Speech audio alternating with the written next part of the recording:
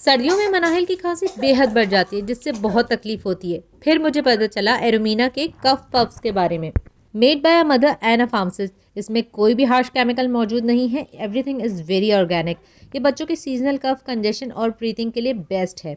बच्चों को सोने से पहले स्मॉल अमाउंट नेक पे, चेस्ट पे और बैक पे लगा के उसको हल्का सा रब कर दें। बच्चे आपके सुकून की नींद सोएंगे और बिल्कुल ठीक हो जाएंगे इन अ फ्यू डेज। मैंने तो मनाहिल पे ये आजमाया हुआ है and now she see peacefully और सुकून से हंसते हुए उठती है।